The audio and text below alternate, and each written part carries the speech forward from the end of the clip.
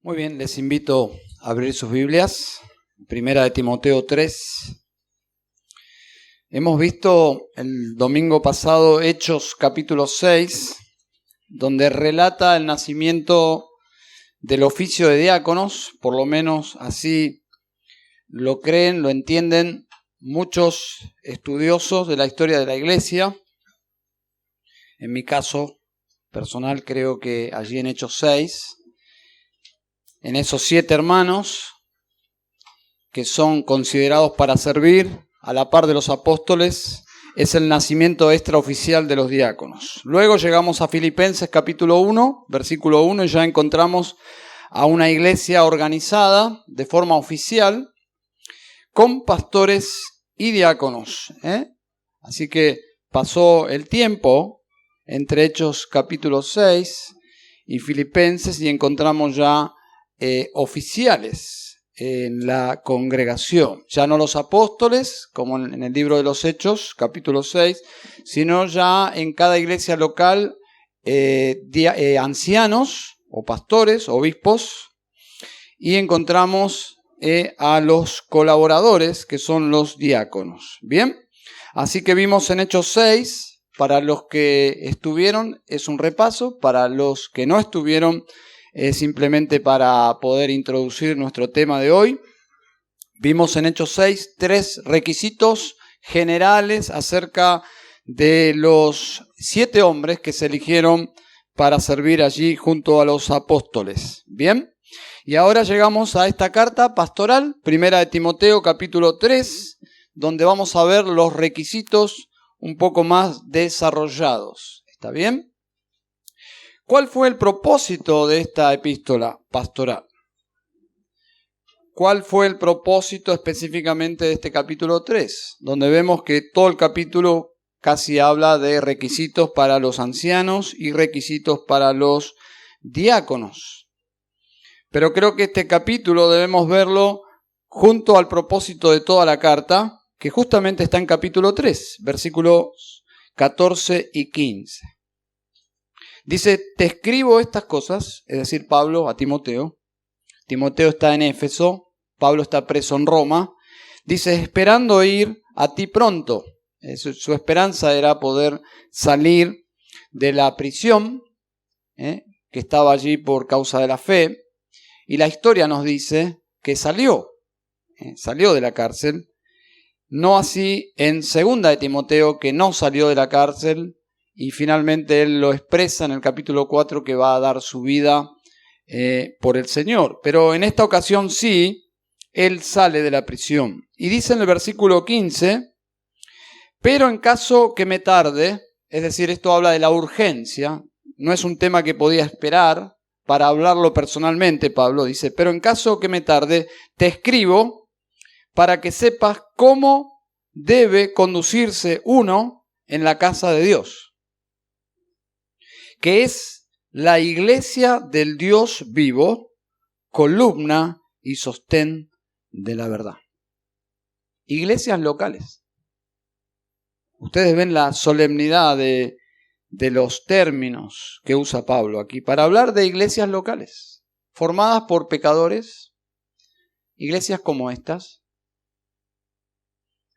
pero es la iglesia del Dios vivo. Una iglesia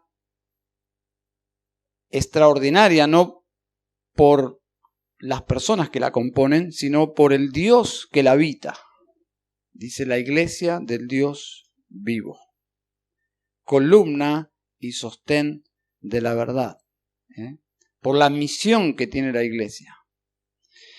Bueno, la iglesia debe velar para que estos requisitos que vamos a ver ahora se cumplan en sus oficiales, en sus pastores y en sus diáconos. ¿Bien? ¿Quiénes deben velar para que estas condiciones puedan estar en sus líderes? Bueno, en el caso particular de nuestra epístola era Timoteo. Timoteo era el delegado apostólico para que Timoteo pueda velar para que las iglesias tengan esta clase de líderes. Pero ¿cómo funciona hoy en día? cómo funciona el hecho de que los líderes de las iglesias cumplan con estos requisitos. Nosotros entendemos que es la iglesia que debe velar para que la palabra de Dios se cumpla, no solo en este aspecto, sino en todos los aspectos. Por lo tanto, la membresía de la iglesia debe hacer que esto sea una realidad en sus propios líderes. Observen nuestro texto. Del versículo 1 al versículo 7 tenemos los requisitos para los obispos. Indudablemente, Timoteo tenía que estudiar estas condiciones para que luego pueda colocar en sus puestos a hombres calificados.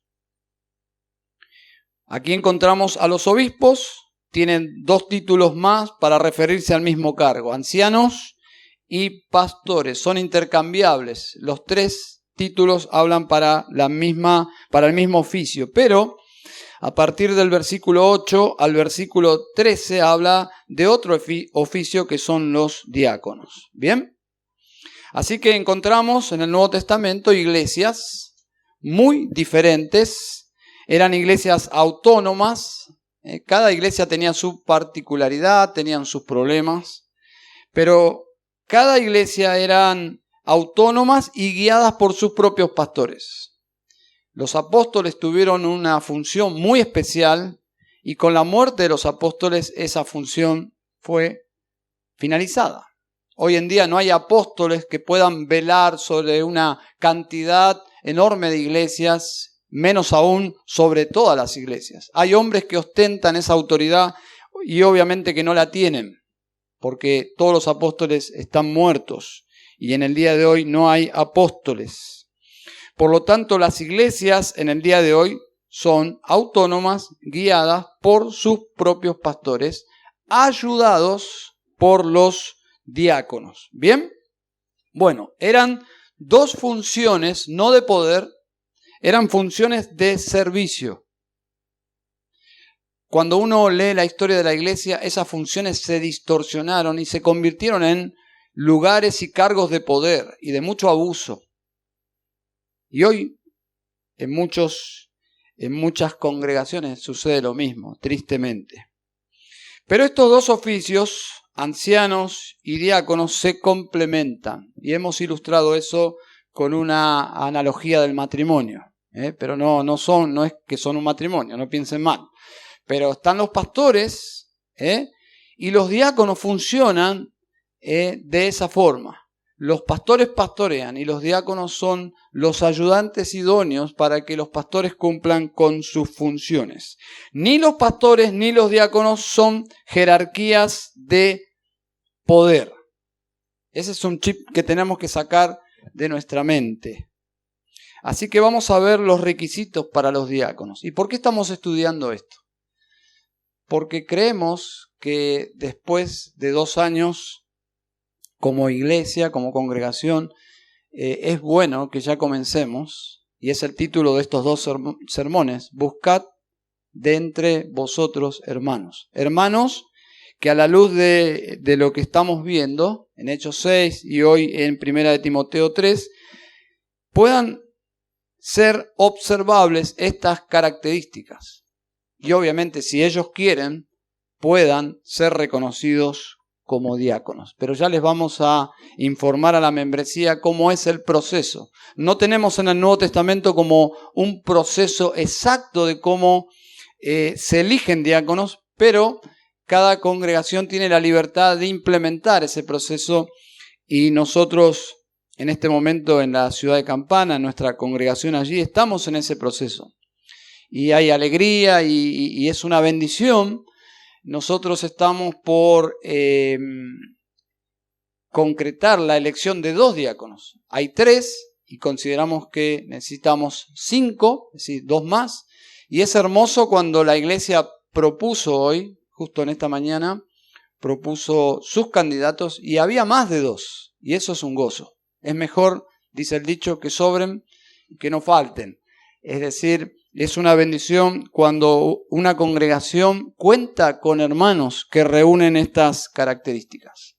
Como hemos mencionado la semana pasada, es muy triste y revelador cuando una congregación va en busca de estos hombres y no los encuentra. ¿Qué ha sucedido esto? En más de una ocasión, una congregación busca hombres fieles que reúnan estas condiciones y a la hora de buscarlos no los encuentra. Entonces sería una bendición muy grande, y es mi convicción que sí hay en esta congregación hombres que califican según los requisitos que vamos a ver en esta noche. Entonces, estamos en 1 Timoteo 3, ¿bien? Y vamos a ver rápidamente los versículos 8 en adelante hasta el versículo 13. Si usted quiere dividir de alguna forma, porque le parece un texto muy extenso, lo podemos dividir en 3, ¿está bien? Vamos a ver en primer lugar versículo 8 y 9, que puede ser titulado el carácter del candidato para el diaconado, el carácter. Luego vamos a ver el versículo 10, la credibilidad del candidato para ser diácono. Y luego finalmente vamos a ver versículos 11 y 12, la casa del candidato para el diaconado. Bien, en primer lugar entonces, versículo 3, su carácter. Dice de la misma manera, versículo 8, perdón. De la misma manera también los diáconos deben ser dignos de una sola palabra. Deben ser dignos, de una sola palabra, no dados al mucho vino, ni amantes de ganancias deshonestas, sino guardando el misterio de la fe con limpia conciencia. Ya ahí tenemos cinco cosas para considerar. En tan solo 2 versículos, 5 cosas para considerar en cuanto especialmente su carácter. Requisitos que la iglesia debe ver en sus candidatos. Bien, en primer lugar, dignos. ¿Qué significa esto? ¿Qué significa esto? Bueno, lo mismo que significó en los días que Pablo escribió. No cambió. Las culturas cambian, la palabra de Dios no. ¿Qué entendían los hermanos que recibieron esta epístola? ¿Qué entendió Timoteo? ¿Qué debía buscar en los candidatos para ocupar el oficio de diáconos? Bueno, en primer lugar, dignos, que significa una persona respetable, digna de respeto. Simplemente habla de su honor cristiano, dentro y fuera de la iglesia. Agrega algo más, de una sola palabra. La versión Reina Valera, 1960, dice sin doblez. Sin doblez. ¿Qué significa? El candidato no puede ser una persona que tenga como 2 discursos. Claro, 2 discursos. Bien, una persona que se acomoda a las circunstancias. No. Es una persona de una sola palabra. No es una persona que dice una cosa y hace otra. Es una persona que no cambia su discurso según las circunstancias. Es una persona que ha demostrado ser digna de confianza, que se le puede creer, que es una persona que es consecuente con lo que dice. Versículo 13, observen ahí que complementa lo que estamos diciendo. Dice, pues los que han servido bien como diáconos obtienen para sí una posición honrosa y gran confianza en la fe que es en Cristo Jesús. Son personas respetables, son personas confiables, son personas que tienen una sola palabra, no son personas con doblez. Luego agrega, no dados al mucho vino. No dados al mucho vino. Si ustedes leen los versículos para los obispos, se darán cuenta que es el mismo requisito. Parecería ser como que cambia, pero es la misma frase en griego y significa el que es adicto al vino. Es decir, si un candidato es adicto al vino, queda descalificado. Ahora, alguien puede llevar esto al extremo, decir, la Biblia prohíbe tomar vino. Bueno, no es lo que uno lee aquí. No prohíbe el uso, sino que el abuso. Muy bien. Del vino o cualquier bebida embriagante, ¿no? Bebidas similares.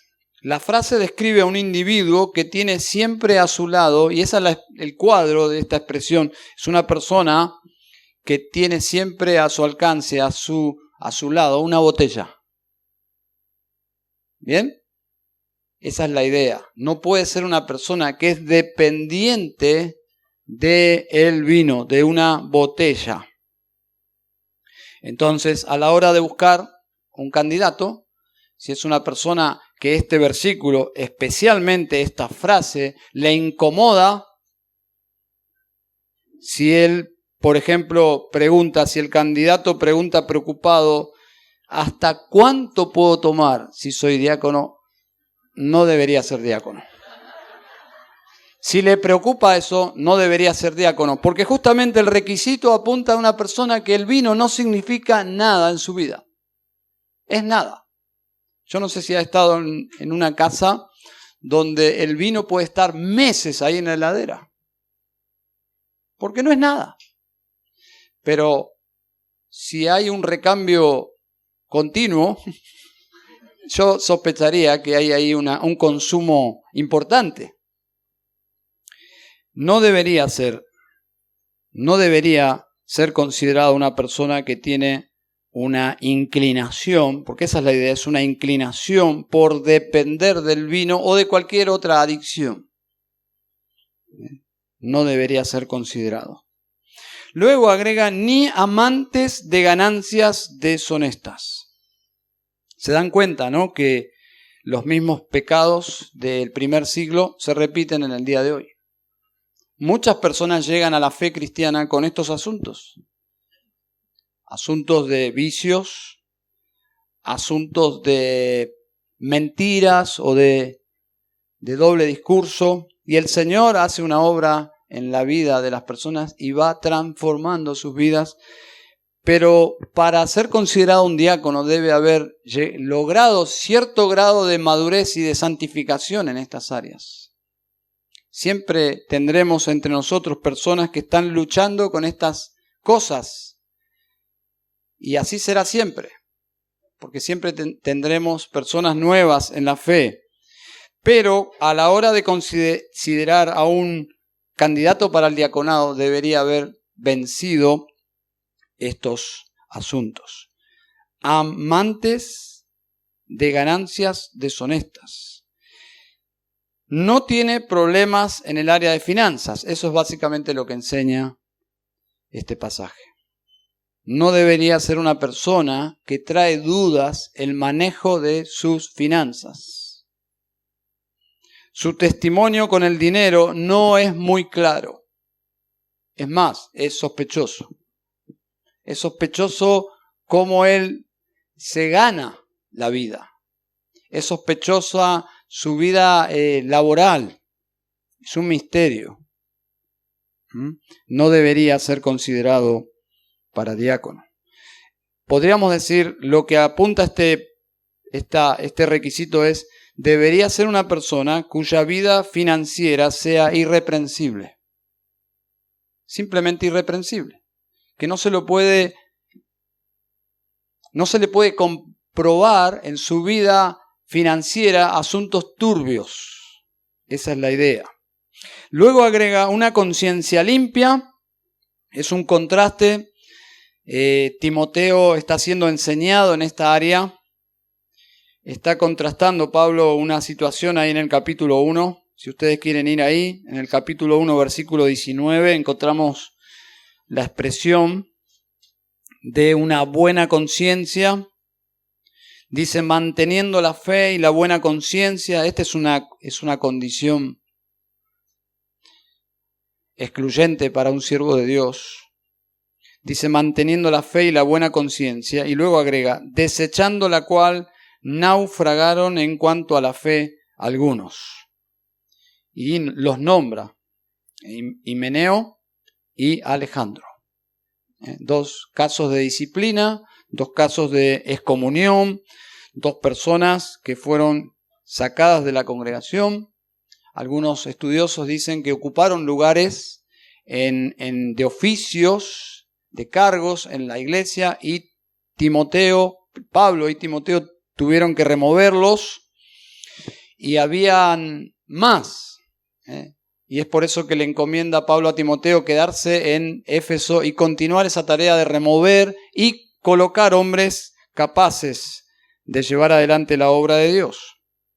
Bueno, aquí lo que está diciendo es que los candidatos deben tener una conciencia limpia, en el sentido de que no tienen una conciencia que les acusa de una vida doble.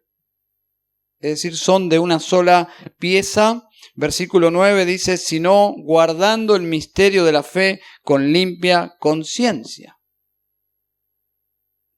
El misterio de la fe, conectado allí con la conciencia. El misterio de la fe. ¿Qué es el misterio de la fe? Es el Evangelio, sin dudas. Y misterio no implica algo secreto, sino todo lo contrario. El misterio es algo que ha sido revelado. Son las verdades reveladas de la fe cristiana. Así que nuestros candidatos deben ser personas que deben saber explicar, no deben ser teólogos profesionales, pero sí deben saber explicar con sencillez asuntos fundamentales del cristianismo. Y sobre todo, el tema más importante de todos. ¿Cuál es? El Evangelio del Señor Jesucristo.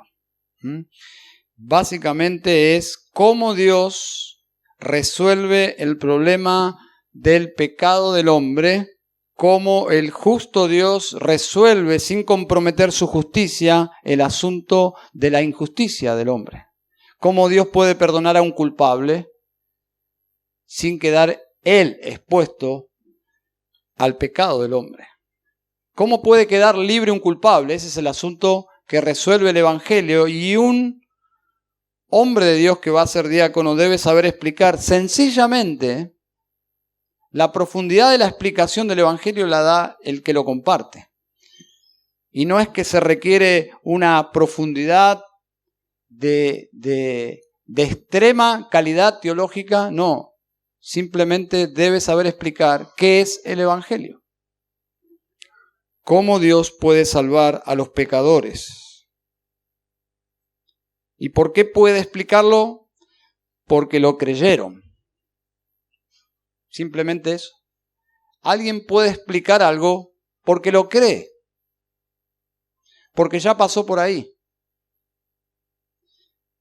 Es simple. La sencillez del Evangelio radica en que lo podés explicar porque lo creíste. Y porque fuiste libre por haberlo creído. Y simplemente se trata de lo que Cristo hizo por los pecadores. Debe conocer las verdades fundamentales de la fe cristiana. Calvino escribió en cuanto a este asunto lo siguiente, hablando de los diáconos. Dice, aunque ellos no tengan la misión de enseñar, sin embargo, sería excesivamente absurdo desempeñar un puesto público en la iglesia mientras ignorasen lo elemental de la fe cristiana. Deberían saber explicar, por el simple hecho que son oficiales, representan al resto de la membresía de la iglesia, al resto de los servidores no oficiales de la iglesia.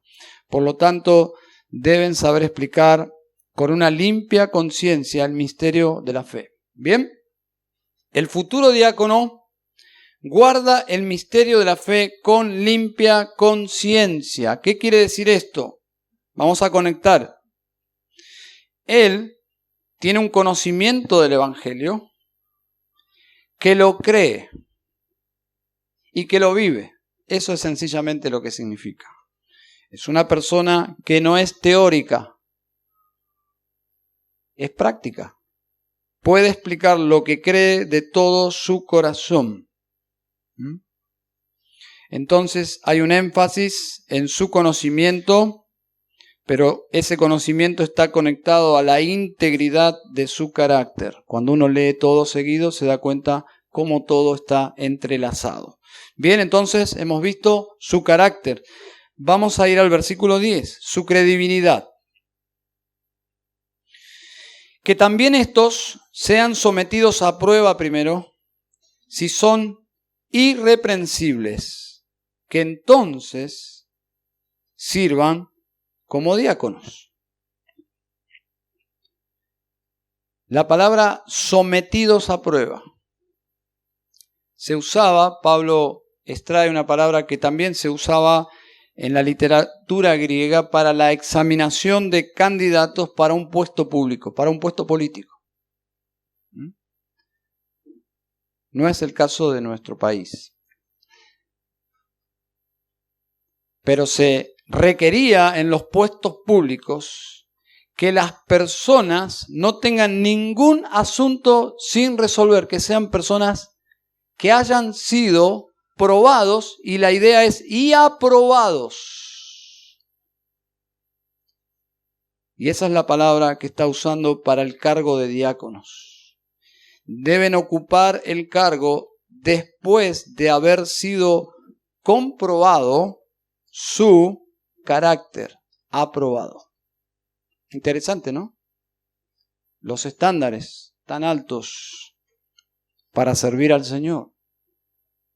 La palabra que se usa en el versículo 10 está conectado justamente porque es el resultado para que pueda servir como diácono. Debe ser puesto a prueba y debe salir irreprensible, irreprochable. ¿Significa que este hombre no tiene pecado, que es algún ser extraño de una santificación superlativa? No. Significa que es simplemente un cristiano que vive en su fe. No hay nada en su vida que lo puedan usar para descalificarlo. Bien, y la forma verbal del versículo ahí 10, sean sometidos a prueba, indica, hay una implicancia, indica que la iglesia hace intencionalmente una auditoría en la vida de la persona. Porque si no, ¿de qué forma podemos saber si alguien es irreprensible? Llevado al ámbito de los sacrificios de animales. La ley del Señor decía que los animales debían ser sin defectos. Ahora, ¿cómo saber si un animal es sin defecto? ¿Qué había que hacer? Examinarlo. Y el animalito no se resistía a la examinación. ¿Se imaginan una oveja ahí? A mí no me toquen. No. De la misma forma, la mansedumbre de una oveja se ve reflejado en un hombre que no tiene asuntos, no tiene un problema en que examinen, que hagan una auditoría en su propia vida. ¿Por qué? Porque es de una sola pieza. Es decir, es una persona, es la misma persona en el trabajo, es la misma persona con sus limitaciones, obviamente. Pero estoy hablando en cuanto a su integridad moral y espiritual. Es la misma persona en la iglesia cuando canta, es la misma persona en su trabajo, en su oficina, es la misma persona en su hogar. Por lo tanto, los candidatos a diáconos deben ser diáconos antes de ser diáconos. ¿Se entiende el concepto? Sean sometidos a prueba y entonces sí, que ejerzan el diaconado. Por lo tanto, son diáconos extraoficialmente antes de ser diáconos oficialmente. Y esa es la idea. Traducido es, son fieles y por esa razón los elegimos. Bien, su carácter, su credibilidad y finalmente su casa. Versículos 11 y 12. De igual manera, las mujeres deben ser dignas, no calumniadoras, sino sobrias, fieles en todo, que los diáconos sean maridos de una sola mujer y que gobiernen bien sus hijos y sus propias casas. Bueno, hay diferentes posiciones en cuanto a quiénes se refiere el escritor. ¿Quiénes son estas mujeres del versículo 11? ¿Quiénes son? Bueno, Juan Calvino opinaba que se refería a las esposas de ambos oficios. Interesante. Bueno, yo no voy a debatir este asunto, simplemente voy a exponer lo que entiendo que son estas mujeres. Estas mujeres son las esposas de los diáconos. Si ustedes investigan, no todos los comentaristas opinan igual. Algunos dicen que son diaconisas, que son oficiales de la iglesia mujeres, y no es por una posición machista, simplemente es por una posición. Si conectamos este pasaje con Hechos capítulo 6, es como difícil de entender que sean mujeres, porque los líderes que se buscaron en Hechos capítulo 6 eran hombres. Pero bueno, hay iglesias buenas, sanas, en doctrina, en vida, que tienen diaconisas, pero podemos decir que la postura, que no es un asunto de doctrina fundamental, hermanos, simplemente es una interpretación, pero creo que son las esposas de los diáconos. ¿Bien? Así que este primer grupo de diáconos que hemos visto en Hechos capítulo 6, sirviendo a viudas, piensen en esto, sirviendo a viudas, seguramente iban acompañados por una exigencia cultural, pero aún en el día de hoy. Hombres solos sirviendo a viudas, llevando y trayendo alimentos y velando por las necesidades de las viudas, mujeres solas, vulnerables. Me imagino que esos hombres servían al Señor junto a sus esposas. Es una deducción, ¿bien? Pero cuando los eligieron, ¿fueron qué? 7 varones. ¿Bien? ¿Me siguen o me miran así como? ¿Bien? Vemos en el pasaje que no hay requisitos para la esposa del obispo. Entonces alguien puede decir, ahí está. Si no hay requisitos para las esposas de los obispos, entonces son diaconisas. Pero recuerden que las esposas de los pastores no son pastoras. Porque ellas no pastorean junto a sus esposos. Los que dirigen la iglesia son los pastores, pero los que ayudan en áreas de servicio son los diáconos. Y en muchos casos, las tareas que hacen requieren la presencia de sus esposas. Entonces, los requisitos que leemos aquí son parte, podríamos decir, de los requisitos para los diáconos de la iglesia. ¿Me entienden? Los requisitos, casi como un corchete allí, de estas mujeres, se añaden al requisito de los diáconos. Al mirar a un candidato, y esta es la aplicación ya, al mirar a un candidato hombre, nos obliga a observar su esposa. ¿Bien? Entonces, ahí entiendo que Pablo está diciendo que los obispos, los diáconos deben tener estas condiciones, pero también observen que sus esposas sean dignas en primer lugar. Es decir, la misma vida digna de respeto de su esposo. Bien, y agrega algo interesante, no calumniadoras. Me llama la atención de este punto. No calumniadoras. Porque quizás el esposo es un buen cristiano, pero su esposa está luchando con este pecado.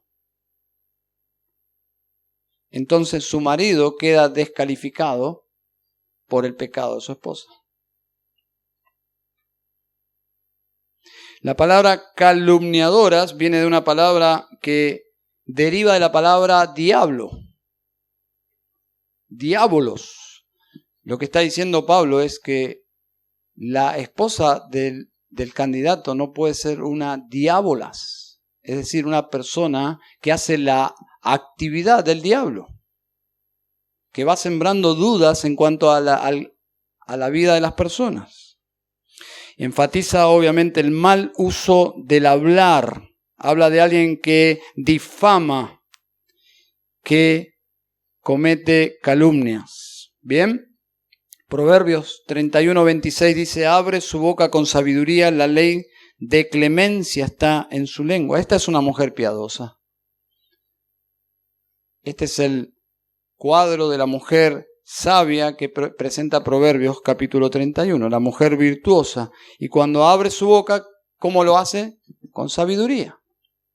Entonces sabemos que la calumnia es una actividad del diablo. Una mujer de Dios no debe estar involucrada en estos asuntos. Bien, y agrega, sino sobrias. Una mujer de Dios, en general, son condiciones que todos, la de los diáconos, todos los hombres y creyentes deberían perseguir. Y aquí, de la misma forma, las hermanas, sino sean sobrias. ¿Qué significa sobrias? Básicamente significa personas prudentes, mujeres prudentes, moderadas en toda su manera de vivir, la forma como habla, pero también la forma como viste, como actúa. En nuestro hablar contemporáneo diríamos una mujer con las pilas puestas. Eso es lo que significa. Sobria, es una persona despierta, es una persona prudente, es una persona moderada, equilibrada, al control de sus emociones, al control de lo que habla. ¿Y esto es posible acaso? Claro que sí. Es posible por el control de Dios en la vida de esa persona. Agrega algo más, fieles en todo, al igual que su esposo. No puede haber ahí un yugo desigual. A la hora de buscar un candidato para diácono, su esposa debe ser de la misma madera, podríamos decir. Fieles en todo, al igual que su esposo, ella es confiable, eso es lo que significa, confiable. Es una cristiana fiel, sencillamente eso. Cristiana fiel. ¿Saben? Estos requisitos son preciosos, Yo no sé si alguien ha leído el libro de Jim Hicks, un hombre que escribió un material de cada palabra, pero obviamente hizo una investigación muy profunda, pero también muy práctica.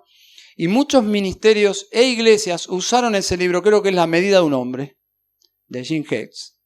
Y usaron ese libro para discipular, porque realmente es un material precioso para discipular. Perseguir estas condiciones para nuestras propias vidas es una bendición. Cuando uno suma todas estas condiciones es imposible no ver a Cristo, ¿no? Bueno, un requisito aquí entonces para las mujeres, fieles en todo. 1 Corintios 4:2, hoy en la reunión previa de ministerios hablamos de este versículo, dice, ahora bien, dice Pablo, se requiere de los administradores que cada uno sea hallado fiel. La fidelidad de la mujer de nuestro candidato a diácono debe ser un ejemplo de fidelidad. Pero luego regresa al candidato, entonces los requisitos familiares para el diácono son casi los mismos que para el obispo. Pero regresa ahora al candidato, versículo 12, que los diáconos sean maridos de una sola mujer y que gobiernen bien sus hijos y sus propias casas. Bueno, hemos hablado un poco de esto en Hechos capítulo 6, pero este hombre es un modelo de cristiano y de masculinidad. Es un hombre que gobierna su casa, no por la fuerza. Es un hombre que en su casa es el líder de su casa. Es un hombre para su esposa y gobierna bien sus hijos y su hogar. ¿Bien? No es un dictador, simplemente es un hombre de Dios, que lucha con su propio pecado, lucha con el pecado de su esposa y lucha con el pecado de sus hijos, pero lucha. No es un hombre pasivo, no es un hombre pusilánime que los problemas le pasan por arriba o que delega el liderazgo a su esposa. No es esa clase de hombre. Este hombre tiene los pantalones cristianos puestos. Dice, maridos de una sola mujer. El énfasis no es su estado civil, no es que un soltero no puede ser diácono. Si tenemos un soltero que es una bendición y la iglesia lo considera para diácono, podría ser, pero el énfasis es que si es casado debe ser un hombre de familia, un hombre que ama a su esposa, es un hombre fiel a su esposa, es un hombre de una sola mujer y esa mujer es su esposa. Eso es lo que significa. Ser un hombre respetable porque es un hombre que lleva adelante su hogar de una forma piadosa. Es un hombre que ama a su esposa, ama a sus hijos. Sus hijos responden a esa autoridad. No significa que sus hijos cumplen los mismos requisitos que sus padres. No es lo que menciona aquí. Simplemente lo que enfatiza es que el hombre sabe gobernar su hogar y sus hijos están bajo su liderazgo. No dice si son creyentes, no son creyentes, dice que él gobierna su hogar. Es decir, no está su hogar descontrolado porque no puede gobernarlo, no, es un hombre que lo gobierna aun si sus hijos son difíciles de gobernar. ¿Bien? Gobierna en su casa y sus hijos responden a ese gobierno. Quizás sus hijos no ven la hora de salir debajo de su autoridad porque no son cristianos. Bueno, un hombre piadoso le diría, llegado la hora, pero mientras yo sea el jefe de hogar, Dios me colocó a mí a liderar esta casa. Y posiblemente los hijos de este hombre o de este matrimonio no estén de acuerdo con el cristianismo de sus padres. Pero mientras ellos estén bajo su gobierno, ellos no se oponen, están allí. Es decir, su casa no es una anarquía, no es un hogar, hijos gobernantes. Él gobierna. Y eso puede ser costoso. Puede ser bastante estresante, pero este hombre de Dios, junto a su esposa, lideran esa familia. ¿Bien? Finalmente, y para concluir, hay una conclusión preciosa, no puede terminar de otra forma, porque si terminamos aquí nadie va a querer ser diácono. ¿No? Porque siempre decimos, no, yo estoy tan lejos. Siempre que hablamos con hombres dicen, no, ustedes no saben. Sí, todos sabemos lo que somos. El énfasis no está en la impecabilidad de estos hombres, sino de la confiabilidad. Son hombres de Dios en proceso. Pero el pasaje termina con palabras de ánimo. Versículo 13 dice, pues los que han servido bien como diáconos obtienen para sí una posición honrosa y gran confianza en la fe que es en Cristo Jesús. ¿Qué está diciendo Pablo? Vale la pena. Vale la pena. Es una buena forma de terminar. Vale la pena servir al Señor como diácono. Hay una recompensa doble para los buenos diáconos. Dice ahí, obtienen para sí. Parece como una frase un poco egoísta, ¿no? Obtienen para sí, es decir, hay una recompensa personal para esas personas. Y habla de dos cosas. En primer lugar, una posición honrosa. Lo que indica es una posición de privilegio en la obra de Dios, que no es poca cosa, ¿no? Ingresar en la historia de la iglesia, en la lectura que Dios hace de la historia, no los libros. Pero los diáconos fieles, dice, obtienen para sí una posición honrosa. Y me imagino que no está hablando especialmente de la consideración de la iglesia hacia su ministerio. Creo que también hay una mirada desde arriba, de su testimonio en el cielo. Pero luego sí añade, y gran confianza en la fe que es en Cristo Jesús. Así que una posición honrosa, es decir, una oportunidad de hacer tesoros en los cielos. y una gran confianza en la fe que es en Cristo Jesús. Y creo que ahí habla justamente de la actitud de la iglesia hacia esa persona que desempeña bien su servicio.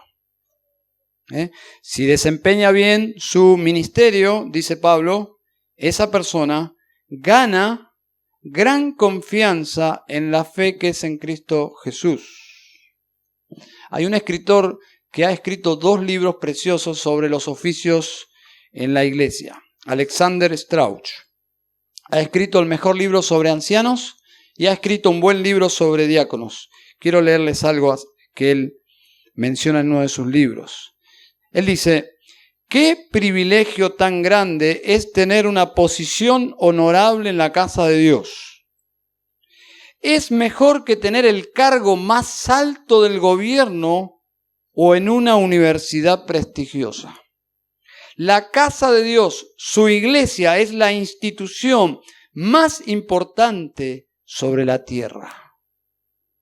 Y uno diría, ¿de dónde sacó esto? Lo leímos hoy. La iglesia, que es la casa del Dios vivo, columna y baluarte de la verdad. Si hay un lugar en la tierra donde Dios se expone, donde Dios reside, donde Él manifiesta su verdad, ¿dónde es eso? En la iglesia. Tener una posición así en la iglesia, bien dice Alexander Strauch, es el mejor lugar donde obtenerla. Conclusión. Hemos visto el origen del diaconado en Hechos capítulo 6, hemos visto qué gran bendición son estos hombres en la iglesia, para la iglesia y para ayudar a los pastores. Hemos visto que sus funciones no son pastorales. Ustedes observaron que en ningún lugar hay un requisito de que deben enseñar o ser aptos para enseñar, porque no es su función. ¿Pueden enseñar? Claro que sí, pero no es excluyente. Ellos más bien acompañan a los pastores y se enfocan en áreas de servicio en la iglesia, para que los pastores no se desenfoquen, no desatiendan sus tareas. Y hemos visto que el énfasis a la hora de buscar estos hombres no son sus talentos naturales, sino sus características espirituales. ¿Bien? Así que el Señor nos ayude. Como congregación, los miembros obviamente tienen la tarea de buscar estos hombres. Vamos a indicarles cómo lo vamos a hacer. En breve vamos a tener una sesión de miembros y ahí vamos a comenzar el proceso. No es política, es simplemente seguir las directivas de la palabra de Dios. Amén. Vamos a orar ahora, luego unos avisos breves y luego todos están invitados para compartir nuestro tiempo de ágape. ¿Está bien? Oramos. Padre, te damos gracias por tu iglesia, por tus iglesias locales en el mundo entero, a través de toda la historia. Y cómo tú, Señor, has hecho tu obra por medio de ellas, a pesar de ellas. Y Señor, oramos que nos concedas organizarnos de la forma más bíblica posible. Tener más ancianos, tener diáconos, ser una iglesia bíblica. Señor, no perder el evangelio nunca, no perder el amor, no dejar el amor de lado, no ostentar una sana doctrina a expensas de una frialdad de muerte.